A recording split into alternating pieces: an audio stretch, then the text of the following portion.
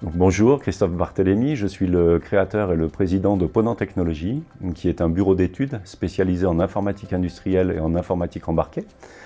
Nous sommes à Valence, j'ai créé cette structure il y a maintenant 6 ans, et nous développons en parallèle un robot de test qui permet de tester des interfaces homme-machine. Valence dit proximité avec Grenoble INP et Zizar. On est très très proche de cette école depuis sa création et même avant, puisque personnellement moi j'étais étudiant à l'ISAR, l'école qui a découlé sur les ISAR plus tard, et j'y ai également été enseignant. Et là on parle des années fin 1980.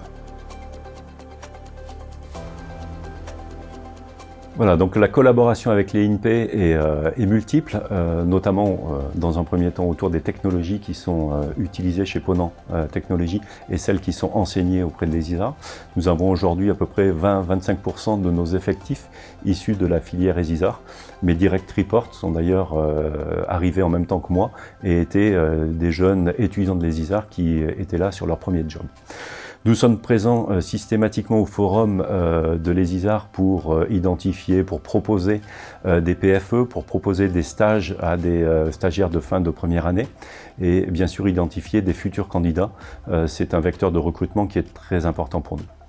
Nous travaillons aussi régulièrement, alors on l'a fait une fois dans le cadre de Ponant Technologies, mais j'espère qu'on aura l'occasion de relancer assez rapidement sur des projets industriels qui sont très intéressants, très pertinents pour nous, puisque ça permet de mobiliser pendant 6 mois des étudiants sur un thème, sur un sujet d'innovation dédié à notre entreprise que l'on n'aurait pas pu traiter nous en direct du fait des charges de notre quotidien, et aussi l'intérêt du recul qui peut être apporté par des étudiants sur des sujets de recherche. Donc ça c'est quelque chose de tout à fait pertinent.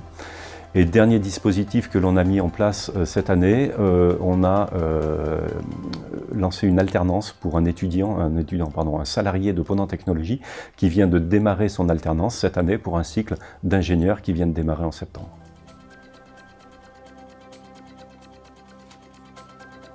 Voilà, donc bénéfices principaux pour nous, ils sont multiples, mais je vais essayer d'en détailler 2. Dans un premier temps, en fait, lors de la création de notre robot, nous avons travaillé étroitement avec le labo de recherche de l'ESISAR, et notamment sur les sujets CEM, à la fois pour faire les analyses CEM de notre robot et pour expertiser les points d'amélioration que l'on pouvait apporter au robot.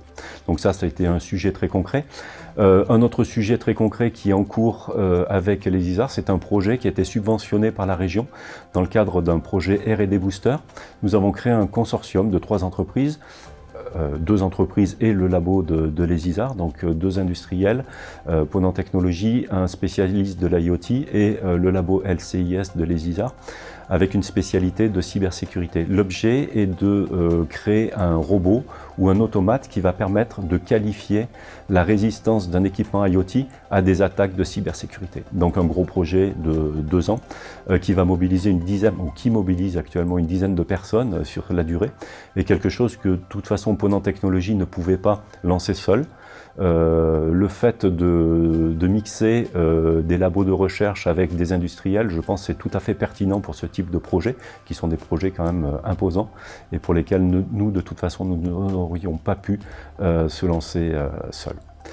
Voilà, donc moi ce que je veux dire, c'est qu'effectivement on a cette proximité avec les ISAR sur des projets, des idées. On vient consulter les spécialistes de INP, groupe INP Grenoble pour voir comment monter, comment structurer un projet d'innovation, et comment le groupe INP peut nous aider sur ce type de mise en œuvre et de sujet.